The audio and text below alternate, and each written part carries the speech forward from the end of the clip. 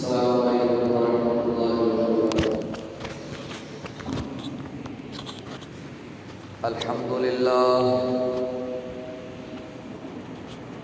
الحمد لله نحمده ونستعينه ونستغفره ونؤمن به ونتوكل عليه ونعوذ بالله من شرور أنفسنا ومن سيئات أعمالنا من يهده الله فلا مضل له ومن يضلله فلا هادي له أشهد أن لا إله إلا الله وحده لا شريك له ونشهد أن سيدنا وسندنا وغوثنا وغياثنا ومغيثنا وعيننا وعيوننا ومعيننا وحبيبنا وحبيب ربنا وطبيبنا وطبيب قلوبنا ومقصودنا وموجودنا ومطلوبنا ومرغوبنا ومصحوبنا ومحبوبنا ومعشوقنا عالانا وأولانا ومأوانا ومأوانا وملجانا ومولانا محمدا عبده ورسوله صلى الله تعالى على حبيبه محمد وعلى آله وأصحابه أجمعين. أما بعد فأعوذ بالله من الشيطان الرجيم. بسم الله الرحمن الرحيم. إن الله يأمر بالعدل والإحسان وإيتاء ذي القربى وينهى عن الفحشاء والمنكر والبغي يعظكم لعلكم تذكرون. صدق الله مولانا العظيم وبلغنا رسوله النبي الكريم الرؤوف الرحيم. الصلاة والسلام عليك يا سيدي يا رسول الله. الصلاة والسلام عليك يا سيدي يا حبيب الله. الصلاة والسلام عليك يا سيدي يا رحمة للعالمين وعلى آلك وأصحابك يا سیدی یا خاتم النبیین.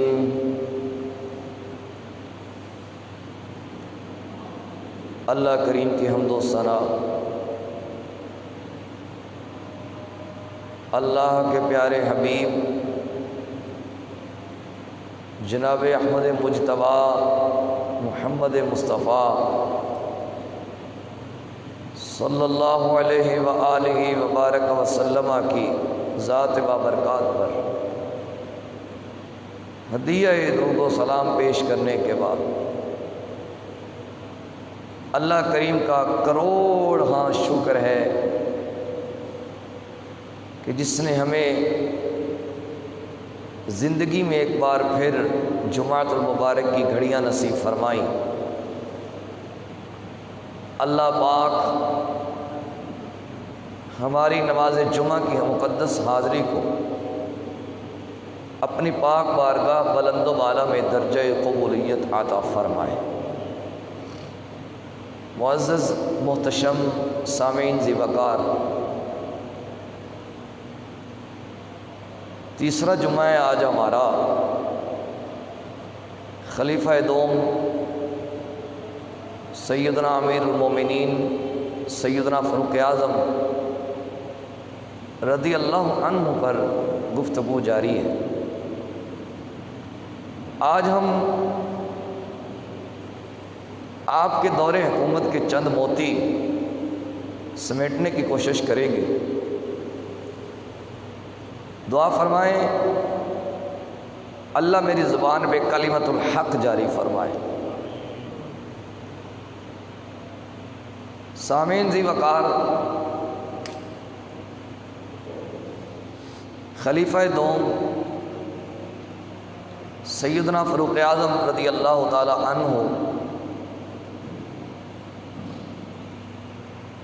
آپ کی شخصیت وہ شخصیت ہے کہ جس پہ سال ہر سال گفتگو کی جائے تو ہماری گفتگو، ہمارے قلم، ہمارے الفاظ جواب دے سکتے ہیں، لیکن مقام فاروق اعظم کبھی بیان نہیں ہو سکتا۔ اگر آپ کے قبول اسلام کے واقعے پر نظر دوڑائی جاتی ہے تو سب سے منفرد نظر آتا ہے۔ اگر آپ کے شان و مقام و مرتبے پر نظر دوڑائی جاتی ہے تو وہ بھی ایک انفرادیت کا حامل ہے۔ اگر آپ کے دور حکومت پر نظر دوڑائی جاتی ہے وہ بھی اپنی مثال آپ ہی ہے۔ میں بات شروع کرتا ہوں کہ وقت کا حکمران 25 یا 22 یا 26 لاکھ مربع میل کا مالک مسجد سے کس قدر محبت تھی۔ ایک ملک کا سفیر آیا، جیسے ہمارے ہاں بھی سفارت خانے ہیں اور ہمارے دوسرے ممالک میں سفارت خانے ہیں، سفیر آتے جاتے رہتے ہیں معاملات طے کرنے کے لیے، گفتگو کرنے کے لیے۔ ایک ملک کا سفیر آیا، اس نے صحابہ کرام رضوان اللہ تعالی علیہم اجمعین سے پوچھا کہ میں نے تمہارے خلیفے سے ملاقات کرنی، تمہارے حکمران سے ملنا ہے۔ انہوں نے کہا اگر ہمارے حکمران کو ملنا چاہتے ہو تو وہ جو مسجد نبوی شریف میں کھڑے ہو کے مٹی کا گارا بنا رہا ہے نا، وہ ہمارا حکمران، وہ ہمارا امیر المومنین ہے۔ اس سے پتہ یہ چلا کہ اسلام کے جتنے حکمران گزرے ہیں، جنہوں نے اسلام کے مطابق زندگی کو بسر کیا ہے اور اپنے نظام حکومت کو چلایا ہے،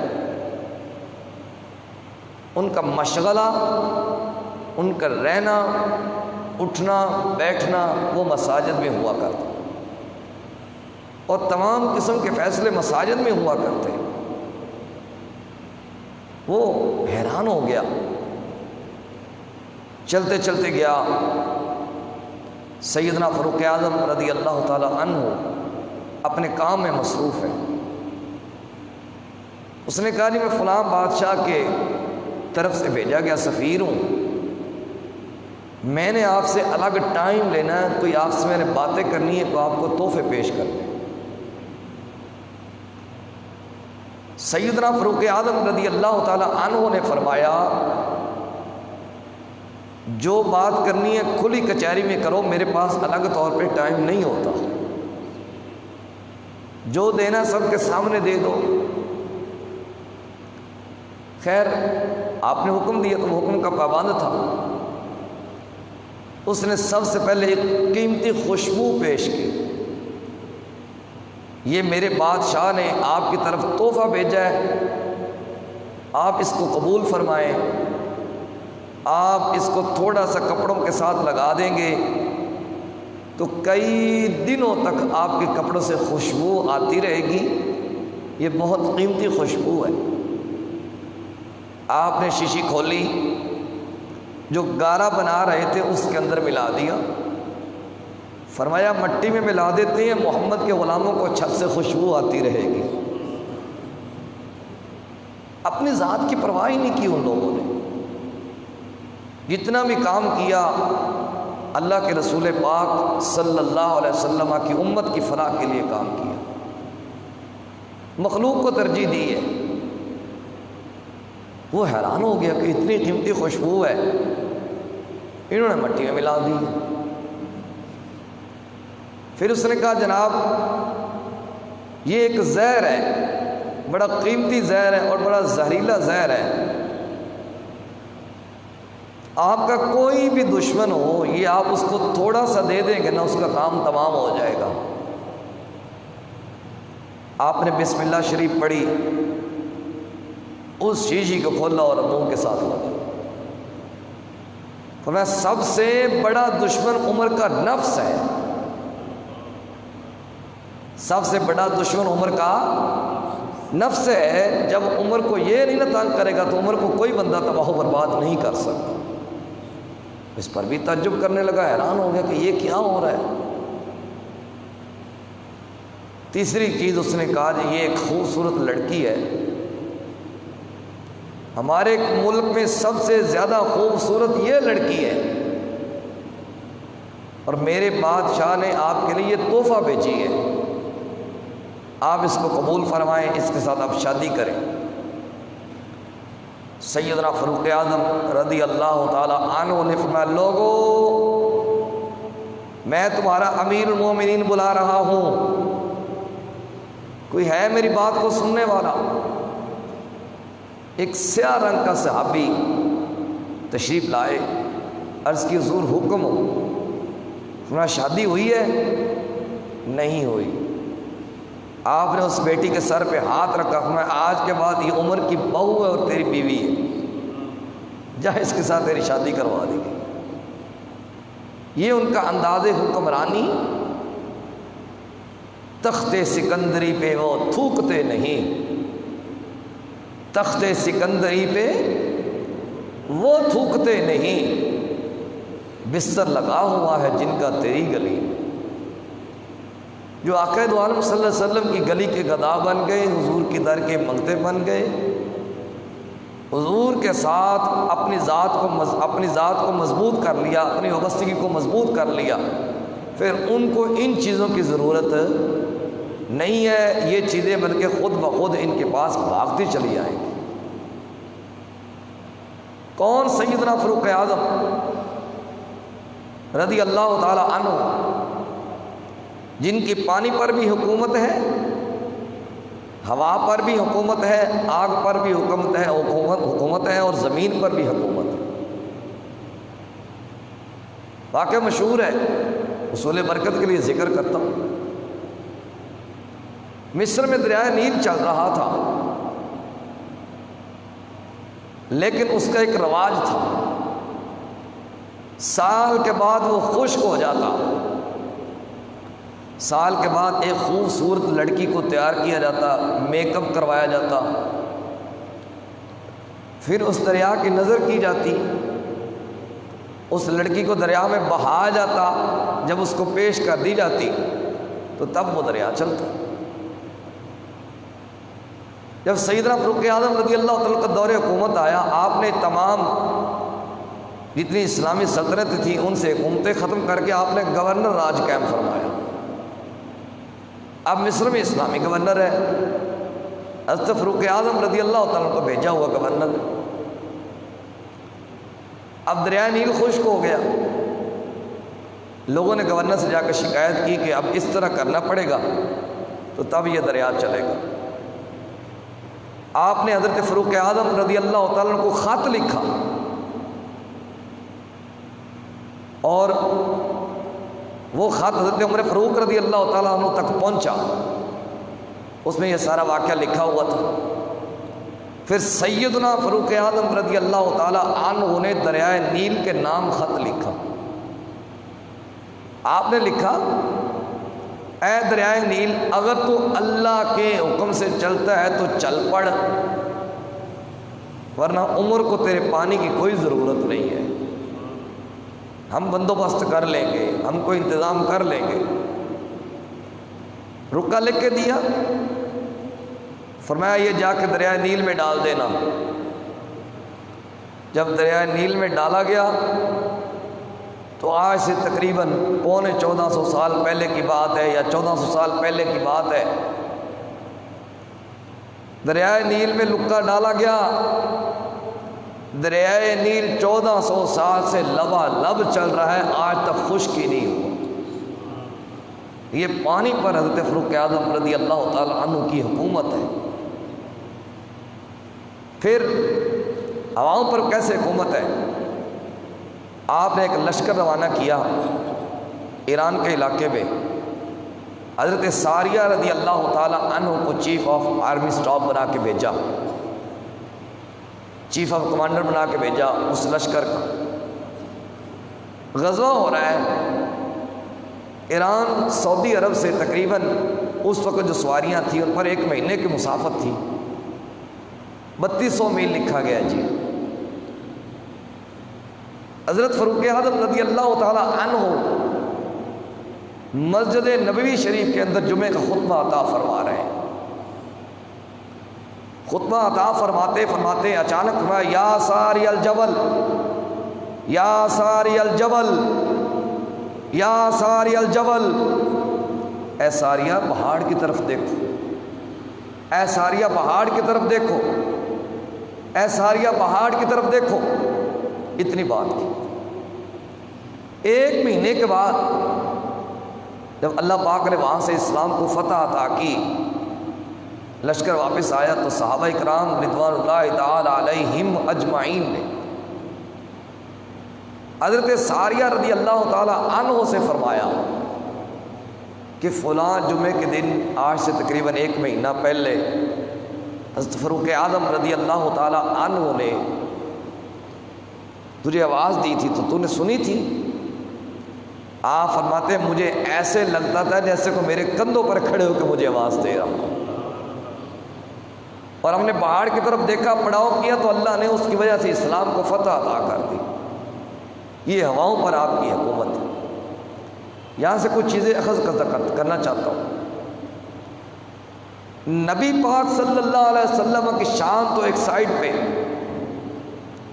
اللہ پاک نے آقا دو عالم علیہ السلام کے پیارے جان نثار حضرت فاروق اعظم رضی اللہ تعالی عنہ کو یہ شان عطا کی ہے کہ مدینہ شریف میں کھڑے ہو کر 3200 میل پر اپنی بھیجے ہوئے لشکر کے حالات کو ملاحظہ فرما رہا ہے۔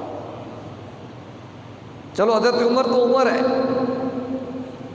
حضرت ساریہ رضی اللہ تعالی عنہ وہ بھی حضور کے غلام ہیں، ان کی سماعت کا یہ حال ہے کہ وہ 3200 میل سے حضرت عمر کی آواز کو سماعت کر رہے ہیں۔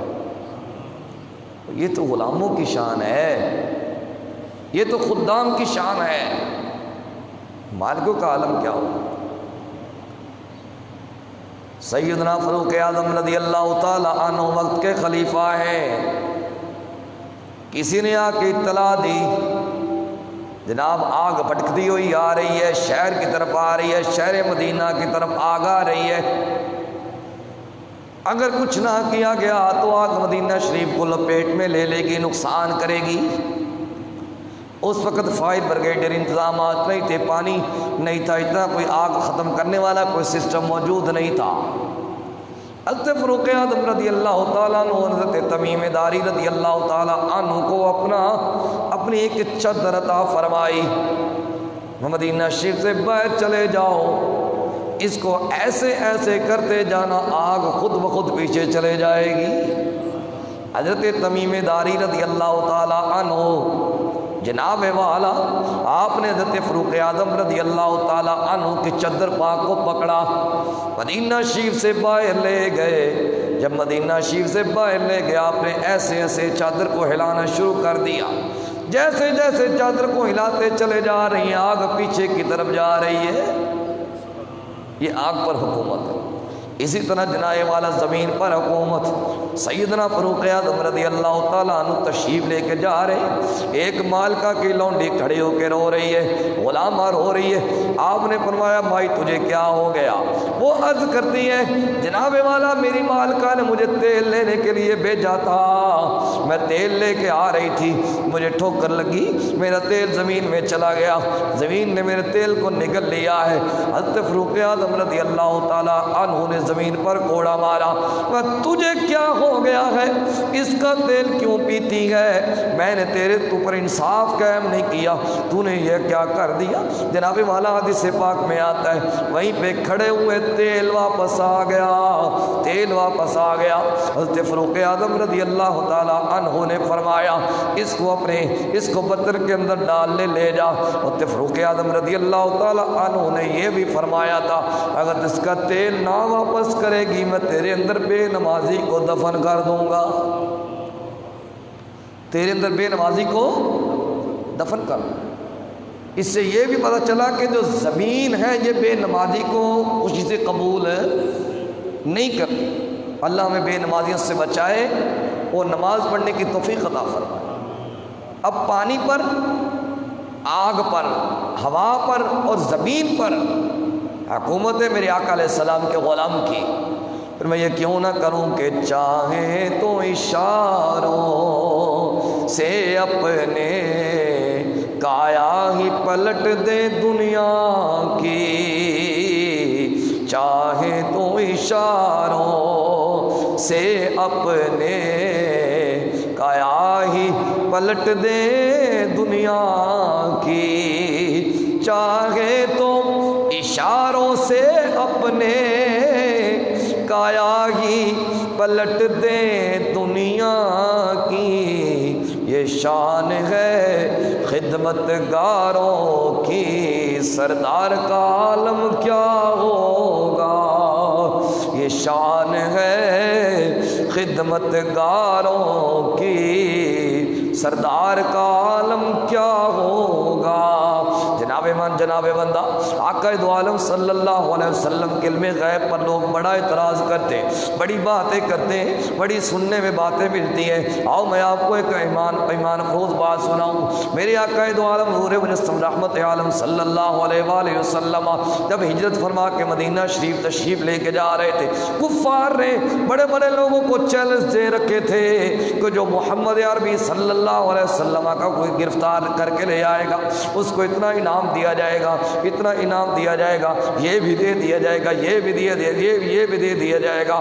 ان کے اندر تلاش کرتے کرتے ایک سراقہ بن مالک نامی بندہ تھا، وہ بھی تلاش کرتے کرتے آقا دو عالم صلی اللہ علیہ وسلم کے پاس پہنچ گیا۔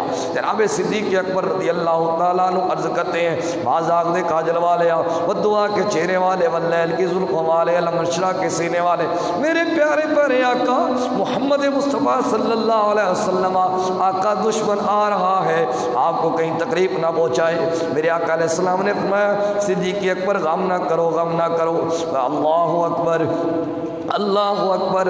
جیسے سراقہ بن مالک قریب آیا اس کا ارادہ یہ تھا کہ محمد عربی صلی اللہ علیہ وسلم کو پکڑ لے، گرفتار کر لے۔ آقا دو عالم علیہ السلام نے فرمایا اے زمین سراقہ کے گھوڑے کے پاؤں کو دسا لے۔ حضرت سراقہ کہتے بعد میں صحابی بن گئے کہ ان کے پاؤں کے جو پاؤں تھے، ان کے جو گھوڑے کے پاؤں تھے وہ زمین کے اندر چلے گئے، اندر دن سے چلے جا رہے ہیں۔ حضور کی بارگاہ میں عرض کی میں اب ایسا نہیں کروں گا۔ جب اتنی بات کی حضور نے دعا فرمائی، زمین نے اس کے پاؤں چھوڑ دیے، پھر ارادہ کیا، پھر زمین نے پاؤں پکڑ لیے۔ 3 بار ایسا ہوا۔ جب سراقہ بن مالک نے پکی توبہ کی، اسلام قبول کیا، عرض کرتے یا رسول اللہ صلی اللہ علیہ وسلم اب میں ایسا نہیں کروں گا، اب میں ایسا نہیں کروں گا، اسلام قبول کر لیا۔ حضور کے دامن رحمت میں داخل ہو گئے۔ میرے آقا علیہ السلام نے فرمایا سراقہ وہ کیسا عالم ہوگا جب تیرے ہاتھوں میں سونے کے کنگن پہنائے جائیں گے، جب تیرے ہاتھوں میں سونے کے کنگن پہنائے جائیں گے۔ اب یہ بات ہو رہی ہے ویرانے میں، دوران ہجرت۔ حضرت عمر حضور کے پاس نہیں ہے، حضرت عمر حضور کے پاس نہیں ہے۔ بات حضور نے سراقہ بن مالک سے کی، بات آئی گئی ہو گئی۔ آقا دو عالم نور مجسم رحمت عالم صلی اللہ علیہ وسلم کی مدنی پاک زندگی کے 10 سال گزرے، بعد میں نبی کریم علیہ السلام کا وصال پر ملال ہو جاتا ہے۔ بعد میں سیدنا صدیق اکبر رضی اللہ تعالیٰ عنہ آپ خلافت و تشریف فرما ہوتے ہیں۔ پھر آپ کا وصال پر ملال ہو جاتا ہے۔ سیدنا فاروق اعظم رضی اللہ تعالی عنہ کا دور آیا، کیسو کسرا اللہ پاک نے فتح عطا فرما دی، اسلام کو بہت سارا مال غنیمت ملا، ان کے اندر جناب والا کیسر و کسرا کے مال کے سونے کے کنگن بھی آ گئے۔ جب سونے کے کنگن حضرت فاروق اعظم رضی اللہ تعالی عنہ کی بارگاہ میں پیش کیے گئے، آپ نے فرمایا آئینہ سراقہ بن مالک، سراقہ بن مالک کدھر ہے؟ سراقہ بن مالک کدھر ہے؟ ایک صحابی گئے، سراقہ بن مالک کہتے میں بازار میں پھر رہا تھا، مجھے کہا سراقہ بن مالک تجھے امیر المومنین بلا رہے ہیں۔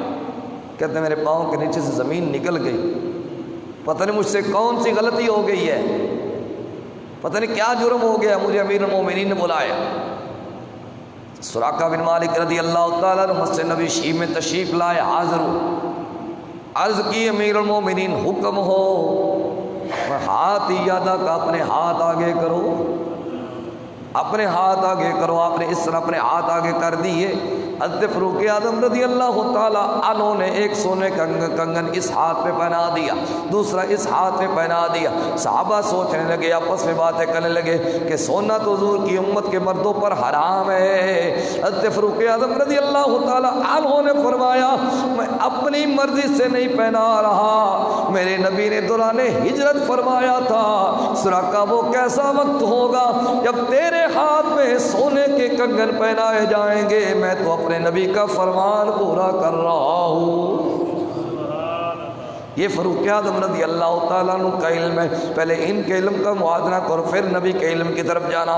اس لیے ہم کہتے ہیں شان ہے خدمت گاروں کی، سردار کا عالم کیا ہوگا، یہ شان ہے خدمت گاروں کی، سردار کا عالم کیا ہوگا۔ حضرت فاروق اعظم رضی اللہ تعالیٰ عنہ کی شخصیت اور آپ کا دور حکومت، اس قدر اللہ نے اسلام کو قوت عطا فرمائی، اور اتنا عظیم زبردست حکمران، اور انداز حکمرانی کیا ہے، ایک دن رات کو مدینہ شریف سے باہر نکل کے راؤنڈ فرما رہے ہیں، چکر لگا رہے ہیں۔ پہلے یہ ہوتا تھا ریاست سوتی تھی تو حکمران چکر لگایا کرتے، اب حکمران سوتے ہیں ریاست چکر لگاتی ہے، نظام الٹ ہو گیا نا۔ اگر ہم چاہتے ہیں، اگر میرے حکمران چاہتے ہیں، میرے ملک کے حکمران چاہتے ہیں کہ ہمارے اندر امن پیدا ہو جائے تو آؤ حضرت عمر کی پالیسی پر عمل کرو، حضرت عمر کی پالیسی پر عمل کرو، انشاءاللہ ذہنی سکون بھی مل جائے گا اور حکومت کے اندر ایک استقامت بھی آ جائے گی۔ مدینے کی باہر چکر لگا رہے، دور دیکھا ایک جھونپڑی لگی ہوئی ہے، آپ چلتے چلتے اس جھونپڑی کے پاس گئے تو اندر ایک عورت درد کی وجہ سے اقرا رہی، رو رہی۔ حضرت فاروق اعظم رضی اللہ تعالیٰ عنہ نے اس کے خامد سے پوچھا تم کون ہو، کیسے آئے ہو اور تمہاری بیوی کو کیا تکلیف ہے؟ اس نے کہا میں امیر المومنین سے ملنے کے لیے آیا ہوں، صبح ہوگی تو ہم امیر المومنین سے مل لیں گے اور مل کر واپس چلے جائیں گے۔ کہا تیری بیوی کو کیا مسئلہ ہے؟ کہا میری بیوی امید سے ہے، اب اس کے جو اندر بچہ ہے اس کی پیدائش کا وقت قریب ہے، اس کو تکلیف ہے۔ حضرت عمر پاک نے فرمایا ٹھہرو میں ابھی آتا ہوں۔ یہ نہیں فرمایا وقت پہ حکمران ہوں، آج تو جناب تھوڑا سا کام کر لے تو میں فلاں پوسٹ کا مالک ہوں، فلاں عہدے کا مالک ہوں، یہ کر دیا وہ کر دیا فلاں کر دیا، فرمایا میں آتا ہوں۔ آپ گھر تشریف لے گئے، آپ نے اپنی بیوی سے فرمایا تجھے ثواب اگر مل جائے تو لے لے گی؟ کہا کیوں نہیں جی۔ آپ نے پوچھا بھی تجھے یہ کام آتا ہے؟ آتا ہے، چلو پھر میرے ساتھ چلو، میرے ایک دوست کی بیوی ہے وہ حاملہ ہے، ہم نے اس کی مدد کرنی۔ آپ کی زوجہ محترمہ نے، خاتون اول نے کچھ جو کے دانے لیے، کچھ گے ساتھ لیا اور چل پڑے۔ جب اس چوڑی والے کے پاس گئے، آپ کی بیوی اندر تشریف لے گئی، آپ باہر کھڑے ہیں، اور وہ جو بیوی کا خامد تھا وہ حضرت عمر کو بار بار حکم دیتا ہے اب یہ لے آؤ، اب یہ لے آؤ، آپ اس کی خدمت کر رہے ہیں، پتہ ہی نہیں امیر المومنین ہے۔ جب آپ کی زوجہ محترمہ نے کاروائی مکمل کی تو اس وقت آپ کی زوجہ محترمہ میں یا امیر المومنین، اللہ نے ان کے گھر بیٹا عطا کر دیا۔ اس کے پاؤں کے نیچے سے زمین نکل گئی کہ میں جس کو اپنا خادم بنائے پھر رہا ہوں، یہ تو امیر المومنین ہے۔ یہ مدینے کے باسیوں کا عالم ہے کہ اس طرح مہمان نوازی کیا کرتے، اس طرح مدینے کے مہمانوں کو نوازا جاتا ہے۔ جب چھوٹے میزبان کا یہ عالم ہے، جب میرے نبی کے غلام میزبان کا یہ عالم ہے، تو جس کی میزبانی حضور خود فرماتے ہوں گے اس کا عالم کیا ہو۔ یہ حضرت عمر فاروق رضی اللہ تعالیٰ کا دور حکومت۔ پھر اس قدر عدل و انصاف، آپ کے بیٹے سے غلطی ہو گئی، گناہ ہو گیا، زنا کر بیٹھے، حضرت عمر کو پتہ چل گیا، آپ گھر تشریف لے گئے، کھانا کھا رہا تھا، پھر تم مسجد میں آؤ۔ حضرت فاروق اعظم رضی اللہ تعالیٰ عنہ نے مسجد کو بلایا اور آپ نے حد لگانا شروع کر دی۔ اس نے کہا مجھے معاف کر دیجئے۔ میں تجھے معافی تو کر رہا ہوں، اور کیا کر رہا ہوں، تجھے معافی تو کر رہا ہوں، دنیا اور آخرت کے تمام عذابوں سے تجھے پاک کر رہا ہوں، یہاں پہ تجھے سزا مل جائے گی، آخرت میں تجھے سزا تو نہیں نہ ملے گی۔ آپ نے اس قدر سزا دی، مار مار کے اپنے ہاتھوں اپنے بیٹے کو سنسار کر دیا، رجم کر دیا۔ ہے اس طرح کا انداز حکومت؟ اگر اس طرح کی چیزیں آ جائیں، آج تو خیر زنا کرنے والے کو تحفظ دیا جاتا ہے، سپورٹ ہی اس کو ہوتی ہے، جو مظلوم ہوتا ہے اس کی کوئی سنتا ہی نہیں ہے، فلاں کروا لو، فلاں کروا لو، فلاں کروا لو، چلو جی ایسا ایسا کہانی ختم ہو گئی۔ اللہ کے بندو سوچیں ہم کس طرف جا رہے ہیں۔ ہمارا یہ انداز حکومت نہیں تھا، انداز حکمرانی یہ اسلام کا نہیں ہے جو ہم نے اپنا رکھا ہے۔ اس لیے اگر میری ملک و ملت کے حکمران چاہتے ہیں کہ ملک کے اندر امن آ جائے، سلامتی آ جائے، تو پھر حضرت فاروق اعظم کا قول یاد رکھیں۔ حضرت فاروق اعظم فرمایا کرتے تھے اگر میرے دور حکومت میں نہر فرات پر ایک کتا بھی بھوک کی وجہ سے مر گیا تو عمر کو اس کا حساب دینا پڑے گا۔ حضرت فاروق اعظم رضی اللہ تعالی عنہ مدینہ شریف کی گلیوں کو چکر لگا رہے ہیں، ایک خاتون رو رہی ہے، بہت زیادہ رو رہی۔ آپ اس کے پاس گئے، یہ نہیں فرمایا امیر المومنین ہوں میں، کہا تجھے کیا ہوا؟ کہا میں اتنے درہم کی مقروض ہوں، اتنے دنوں سے کھانا نہیں کھایا۔ تو آپ نے پوچھا کہ تو نے عمر کو نہیں بتلایا؟ وہ عورت آگے سے کہتی ہے اگر عمر کو اپنی ریاست کا نہیں نہ پتا تو عمر حکمرانی کرنی چھوڑ دے۔ حضرت عمر کہتے ہیں میرے پاؤں کے نیچے سے زمین نکل گئی، کس عورت نے مجھے حکومت کرنے کا دستور سکھلا دی ہے، حکومت کرنے کا دستور سکھلا دیا ہے، قانون سکھلا دیا ہے۔ حضرت فاروق اعظم رضی اللہ تعالیٰ عنہ تشریف لے گئے، بیت المال سے کچھ راشن اٹھایا، کھانا تیار کیا، اپنے ہاتھوں سے کھانا کھلایا، اور جو اس کا قرضہ تھا وہ بھی اس کو دیا، اور ساتھ کچھ سامان دیا۔ تو فرمایا بھائی تو عمر کو معاف نہیں کر دیتی، عمر کو تو معاف نہیں کر دیتی، اس کو خبر نہیں ہوئی ہوگی، مصروف آدمی نہیں خبر ہوئی ہوگی۔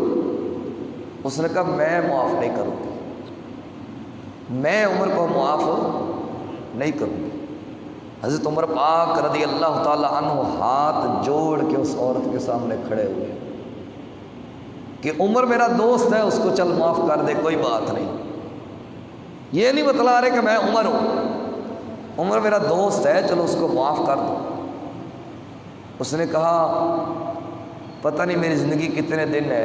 اس عورت نے کہا پتہ نہیں میں کب مر جاؤں گی، جب میں قبر میں جاؤں گی تو رسول اللہ تشریف لائیں گے تو میں رسول اللہ کو عمر کی شکایت لگاؤں گی۔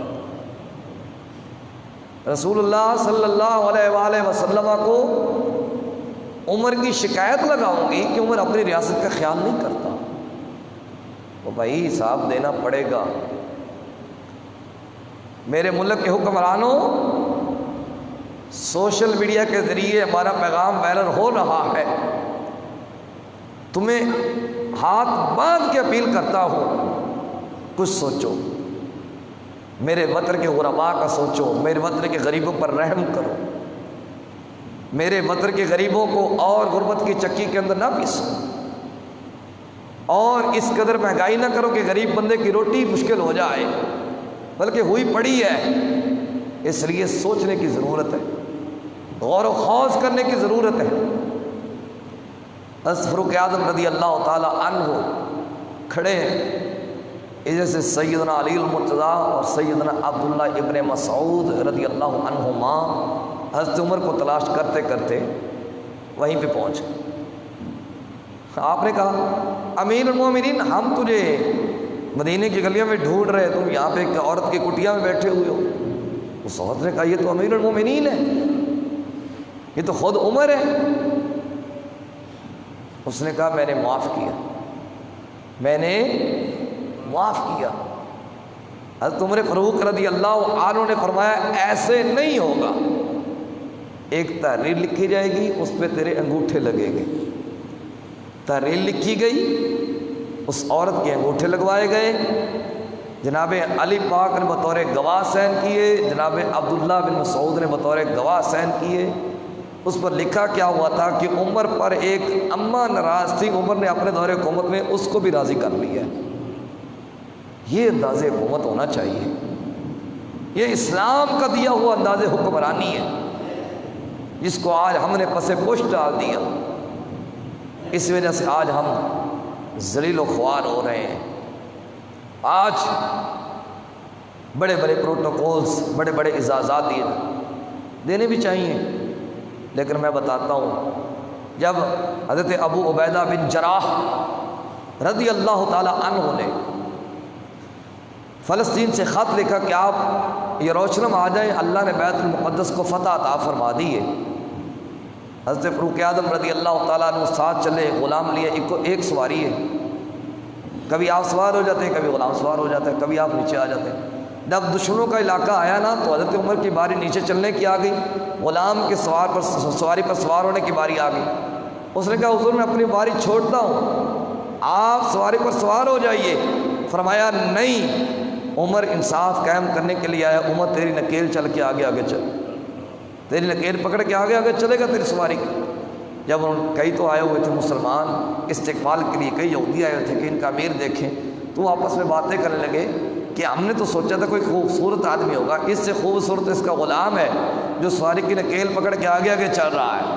حضرت ابو عبیدہ بن جراح نے فرمایا تمہیں دھوکہ پڑ گیا، ہمارا امیر وہ نہیں ہے جو سواری پر بیٹھا ہوا ہے، ہمارا امیر وہ ہے جو سواری کی نکیل پکڑ کے آگے آگے چل رہا۔ پھر حضرت ابو عبیدہ بن جراح کو حضرت فاروق اعظم رضی اللہ تعالی عنہ نے بلایا، فرمایا ان سب کو پیچھے بھیج دو۔ آپ ان کو پکڑا اور ایک کونے میں لے گئے اور باہوں میں باہیں ڈال کے روئے۔ فرمایا ابو عبیدہ بن جراح ہم ایک ذلیل لوگ تھے، ہم ایک رسوا لوگ تھے، ہمیں عزت ملی ہے تو محمد عربی صلی اللہ علیہ وسلم کے نالین پاک سے ملی ہے، حضور کے در اقدس سے عزت ملی ہے۔ اگر ہم نے حضور کے در اقدس کو چھوڑ کر کسی اور سے عزت لینا چاہی تو اللہ ہمیں ذلیل کر دے گا، اللہ ہمیں ذلیل کر دے گا۔ یہ حضرت عمر فاروق کے تاریخ بھرے جملے آج ہمیں یاد رکھنے چاہیے۔ یا ایھا الذین آمنوا لا تتخذوا اليہود والنصارى اولیاء، اے ایمان والو یہ یہودی اور عیسائی تمہارے کبھی دوست نہیں ہو سکتے۔ ہم سوچیں ہمارا انداز حکمرانی کیا ہے، ہمارے تعلقات کن لوگوں کے ساتھ مضبوط ہیں، ہم نے کن پر توقعات لگا رکھی ہیں، ہم نے کن ممالک کو اپنا مالک سمجھ رکھا ہے، کن پر ہم نے توقع لگا کے حکومت چلا رہے ہیں۔ میرے بھائیوں، اگر ہم چاہتے ہیں کہ ہمیں عزت نصیب ہو جائے، اگر ہم چاہتے ہیں کہ دنیا اور آخرت ہمیں سرخ روئی نصیب ہو جائے، آئے محمد عربی صلی اللہ علیہ وسلم کی چوکھٹ پر اپنی زمین ریاض کو جھکا دیجئے، انشاءاللہ ملک کے قرضے بھی اتر جائیں گے اور ملک کے اندر امن بھی قائم ہو جائے گا۔ لیکن یہاں پہ کیا ہو رہا ہے؟ بجائے اس کے کہ حضور کے در دولت کا رخ کیا جائے، یہاں پہ تو حضور کے غلاموں کو نہیں چھوڑا جا رہا، حضور کے غلاموں پر ایمان پر شک کیا جا رہا ہے۔ جو سب سے پہلا دنیا میں اسلام والا بندہ تھا نبی کریم علیہ السلام کے بعد، جو بانی اسلام جس کو کہا جاتا ہے، جس نے دعوت حق کو قبول کیا، بڑے بڑے دکھ جھیلے، عاشق اکبر حضرت سیدنا صدیق اکبر رضی اللہ تعالی عنہ، اگر مجھے آپ بتائیں معاذ اللہ ثم معاذ اللہ، نقل کفر نہ باشد، اگر حضرت ابوبکر ہی کافر ہے پھر دنیا میں مسلمان کون ہے؟ بتائیے مجھے، آپ خاموشی کیوں نہیں توڑتے؟ اگر خدا نہ خواستہ حضرت ابوبکر ہی کافر ہے پھر دنیا میں مسلمان کون ہے؟ کوئی پھر مسلمان نہیں ہے، کسی کو یہ حق حاصل نہیں ہے کہ اپنے آپ کو مسلمان کہلوائے۔ کوئی تو اس کو کافر کہتا ہے جس کے قصیدے اللہ قرآن میں پڑھے۔ واحد صدیق اکبر رضی اللہ تعالی عنہ کی وہ ذات ہے جس کو قرآن نے کہا اذ یقول لصاحبہ، قرآن نے ان کو صحابی کہا ہے۔ واحد صدیق اکبر رضی اللہ تعالی عنہ کی ذات ہے جن کی شان میں اللہ کے قرآن نے کہا والذی جاء بالصدق وصدق بہ اولئک هم المتقون۔ واحد صدیق اکبر رضی اللہ تعالی عنہ کی ذات ہے جن کے شان کے اندر اللہ فرماتا ہے وَسَيُجَنَّبُهَا الْأَتْقَى الَّذِي يُؤْتِي مَالَهُ يَتَزَكَّى وَمَا لِأَحَدٍ عِندَهُ مِن نِّعْمَةٍ تُجْزَى إِلَّا ابْتِغَاءَ وَجْهِ رَبِّهِ الْأَعْلَى وَلَسَوْفَ يَرْضَى۔ واحد صدیق اکبر رضی اللہ تعالی عنہ کی ذات ہے کہ جن کے بارے میں میرے آقا علیہ السلام فرمائے جتنے لوگوں نے مجھ پر احسانات کیے میں نے ان کے بدلے چکا دیے۔ ابو بکر کی ذات وہ ذات ہے اس نے مجھ پر اتنے احسانات کیے ہیں، اس کے احسانات کا بدلہ خود قیامت کے دن خلاق کائنات چکائے گا۔ تو اس کے بارے میں زبان درازی کرتا ہے؟ تجھے شرم نہیں آتی؟ تو ڈوب کے نہیں مر جاتا؟ تجھے حیا نہیں آتی بے غیرت آدمی؟ پھر کہ تو ممبر میں سے ایسی واضح اٹھتی، ہم کیا کریں؟ مجبور ہیں۔ جو ملک حاصل ہی کلمہ طیبہ کی بنیاد پر کیا گیا ہے اور جو ملک کھل کر عبادت کرنے کے لیے کیا گیا ہے حاصل، اسی ملک میں نہ اللہ کی ناموس محفوظ ہے۔ میں آپ کو ان کے کیا کیا بکواس سناؤں؟ یہ تو معاذ اللہ یہ کہتے ہیں میں نے یہاں تک خود سنا ہے کہ کوفے میں علی المرتضیٰ رضی اللہ تعالی عنہ خطبہ دے رہے ہیں اور علی المرتضیٰ رضی اللہ عنہ کہتے ہیں جس نے نبوت بھیجی وہ میں ہوں، جس نے کتاب اتاری وہ میں ہوں، اور استغفر اللہ الا یعوذ باللہ یہاں تک کہہ دیا کہ علی کہتے ہیں کہ جس نے رب کو پیدا کیا وہ میں ہوں۔ انا للہ و انا الیہ راجعون۔ اور ہم کیا کہہ سکتے ہیں؟